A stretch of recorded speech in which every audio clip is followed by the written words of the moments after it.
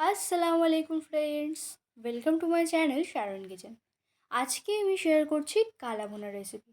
সামনেই যেহেতু ঈদে তো আমরা মাংসের ভ্যারাইটিস রান্না করে থাকি, তাই ঘরোয়া পদ্ধতিতে ঘরে থাকা মশলা দিয়ে এই কালাভুনা রেসিপিটি শেয়ার করছি একদম সিম্পলভাবে।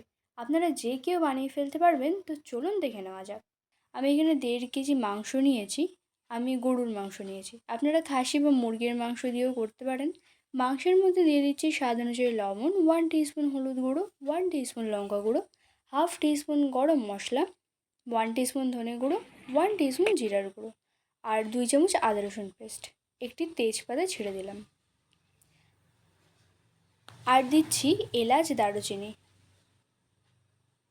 হাফ কাপ পেঁয়াজ বেরেস্তা দিয়ে দিলাম, আর দিচ্ছি হাফ কাপ পেঁয়াজ কুচি, আর পেঁয়াজ বেরেস্তা ভাজার তেল দিচ্ছি হাফ কাপ। সব কিছু দিয়ে ভালো করে হাত দিয়ে মিশিয়ে নিচ্ছি।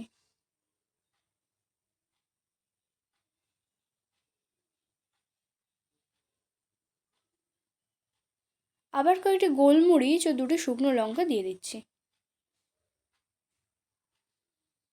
এখন আবারও ম্যারিনেট করে ঢাকা দিয়ে 1 ঘন্টা রেখে দেবো।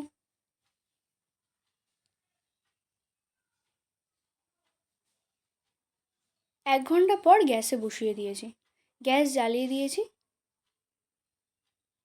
যখন মাংসটা ফুটে ওঠা শুরু করছে নেড়ে চেড়ে দেবো, আর গ্যাসের ফ্লেম মিডিয়াম করে ঢাকা দিয়ে 20 মিনিট রেখে দেবো। মাঝে মধ্যে একটু নেড়ে দিতে হবে।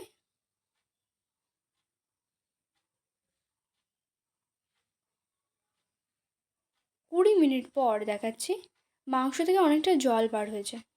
গ্যাসের ফ্লেম মিডিয়াম করেই রান্না করে নেব। মাংস থেকে যে জল বার হয়েছে, এই জলে মাংসগুলো সিদ্ধ হয়ে যাবে, এক্সট্রা কোনো জল লাগবে না। নেড়ে চেড়ে দিয়ে গ্যাসের ফ্লেম মিডিয়াম করে আবারও 30 মিনিট ঢাকা দিয়ে রান্না করে নেব। 30 মিনিট পর দেখাচ্ছি, দেখুন মাংসের জল অনেকটা শুকিয়ে গেছে ও মাংসের কালারটাও অনেকটা চেঞ্জ হয়েছে, কালো হতে শুরু করেছে। এই পর্যায়ে বারবার নেড়ে দিতে হবে যেন ধরা না লেগে যায়। এভাবে আরও 20 মিনিট রান্না করে নেব। আমি কোনো জল ব্যবহার করিনি পুরো রান্নায়। এই সময় যদি মনে হয় নিচে লেগে যাচ্ছে, তাহলে গরম জল অল্প অল্প করে দিতে পারেন।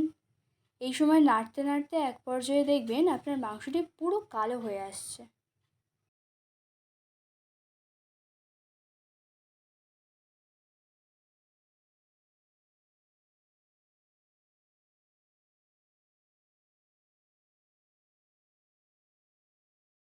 আমি অল্প অল্প করে গরম জল দিয়ে আরও কিছুক্ষণ রান্না করে নিচ্ছি।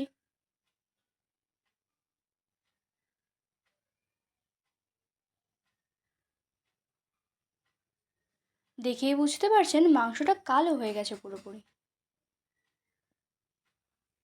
এখন গ্যাসের ফ্লেম লো করে দেব। গ্যাসের ফ্লেম লো করে দিয়ে গ্যাসের এক সাইডে ফ্রাই প্যান বসিয়ে কিছু পরিমাণ তেল দিয়ে দিচ্ছি। তেল গরম হয়ে গেলে কিছু শুকনো লঙ্কা, 8 থেকে 10টি রসুন কোয়া কুচি করে দিচ্ছি, আর কিছু আদা কুচি করে দিচ্ছি। এগুলি গোল্ডেন ব্রাউন করে ভেজে নিয়ে মাংসের মধ্যে দিয়ে দেব।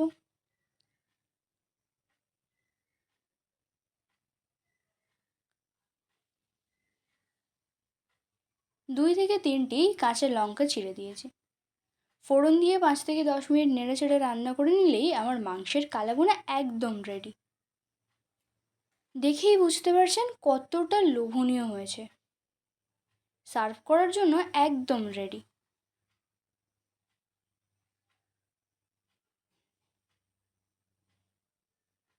কত ভালো সিদ্ধ হয়েছে দেখুন মাংসটা, একদম সফট। বাংলাদেশের ঐতিহ্যবাহী কালাভুনা তো আমরা খাইনি, হয়তো সেরকম পারফেক্ট হয়নি, তবে এভাবে রান্না করলে আশা করছি খারাপও হবে না। একদম সিম্পলভাবে ঘরোয়া পদ্ধতিতে সহজ উপায়ে আমার মতো করে রান্না করে দেখালাম। আপনারা এইভাবে একবার ট্রাই করে দেখুন, আশা করছি ভালো লাগবে। ভালো লাগলে অবশ্যই লাইক, কমেন্ট, শেয়ার করে দেবেন। আর আমার চ্যানেলের নতুন সদস্য হয়ে থাকলে চ্যানেলটি সাবস্ক্রাইব করে পাশে থাকা অনুরোধ রইল।